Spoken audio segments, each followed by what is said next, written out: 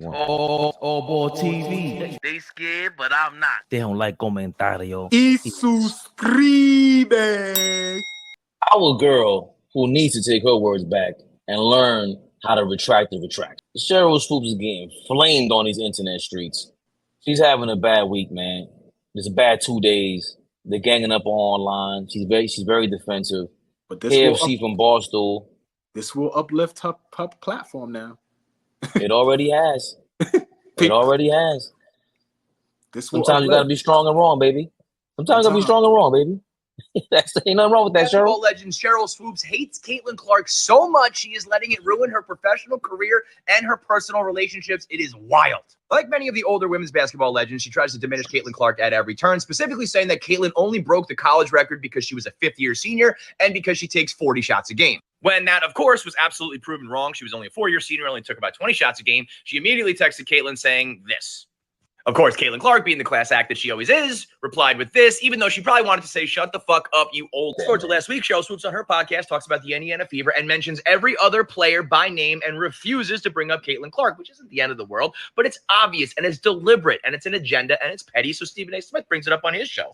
You know basketball. There is no way in hell you just accidentally left Caitlin Clark's name out. Swoopes replied with this tweet, basically saying it is personal for her, and then was removed from an ESPN broadcast of a Caitlin Clark game. She says she was never supposed to be on that game. I don't know if I believe that. Nancy Lieberman then went on Stephen A. Smith and said her relationship with Sheryl's done.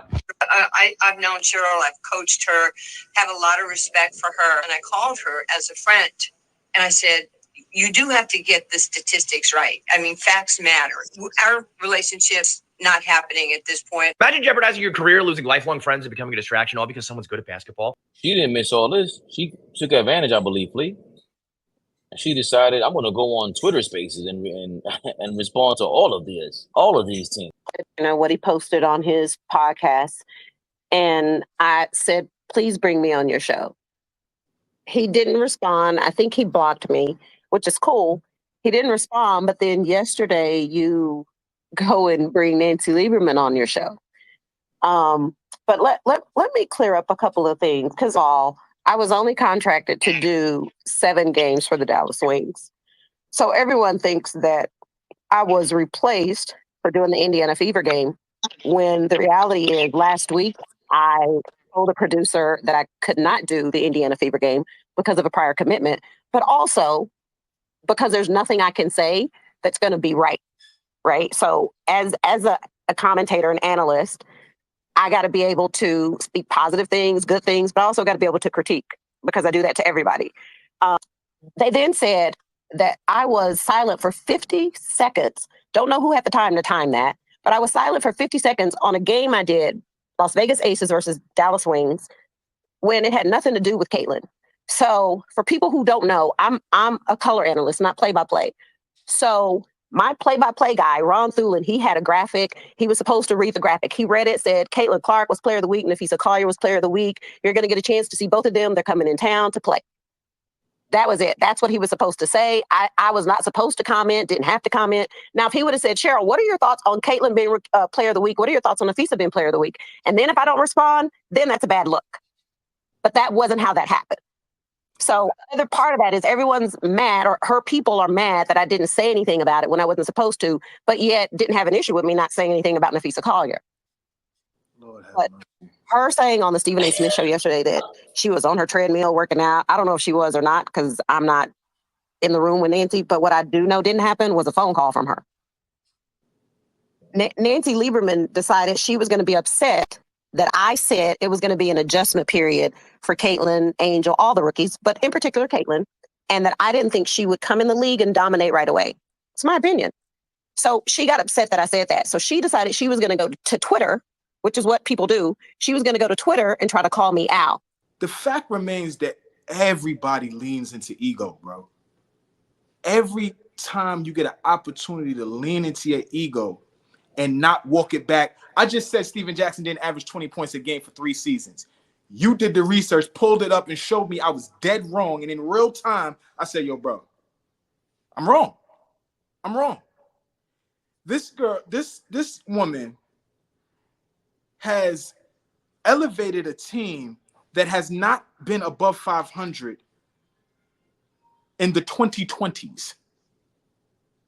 I know that the last 4 years seem like 10 years, y'all. These last 4 years since COVID hit seem like a decade.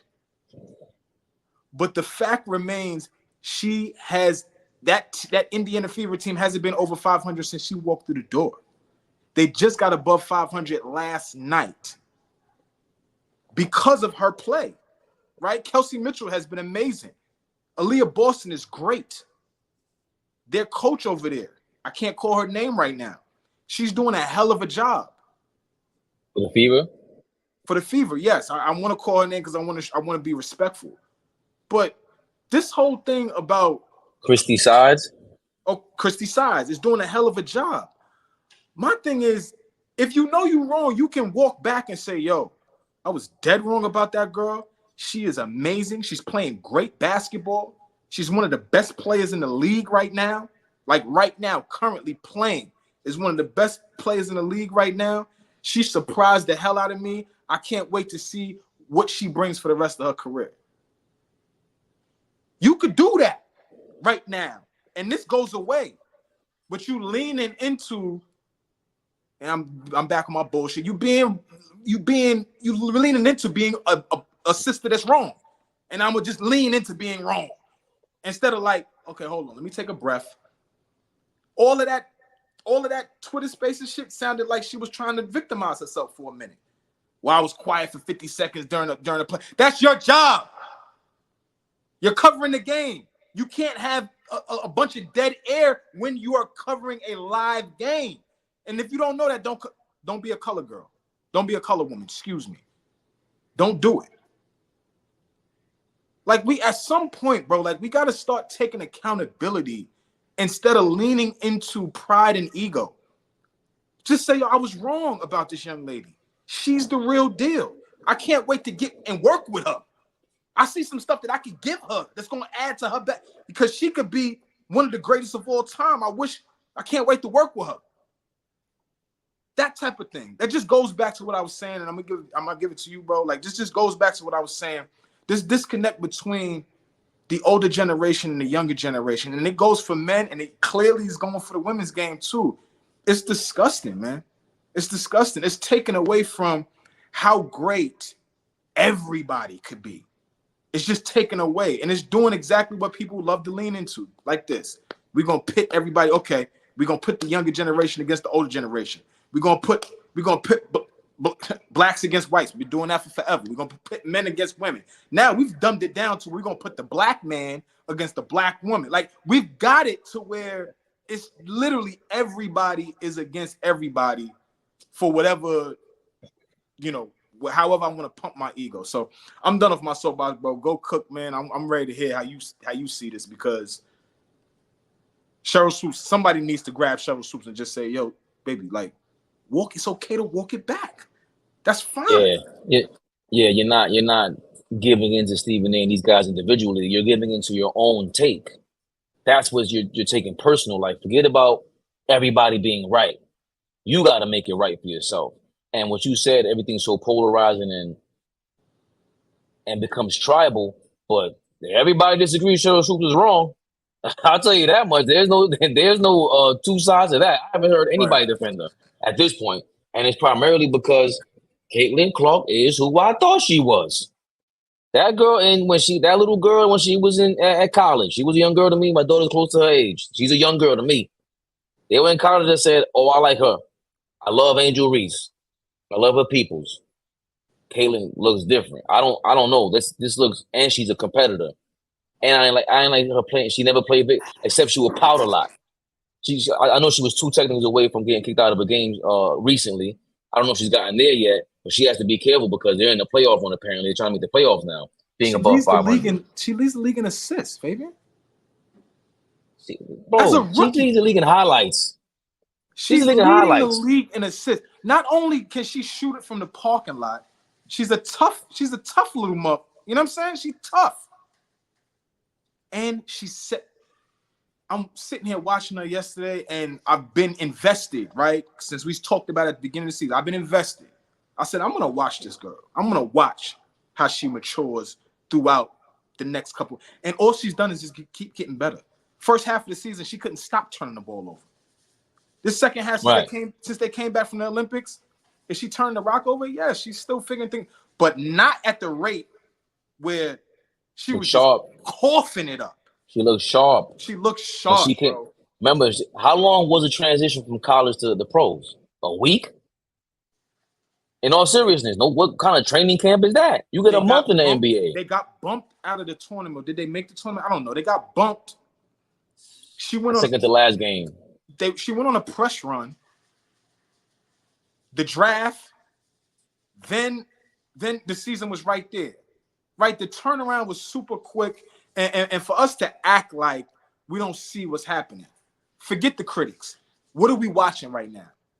All she's done is get better and better. How can we find ways to critique? This young lady is leading the league in rebounds. Two polarizing rookies that we were talking about coming out of college have come in the WNBA and lead in major statistical categories. Caitlin Clark is leading the league in assists. Angel Reese is leading the league in rebounding, and they're rookies.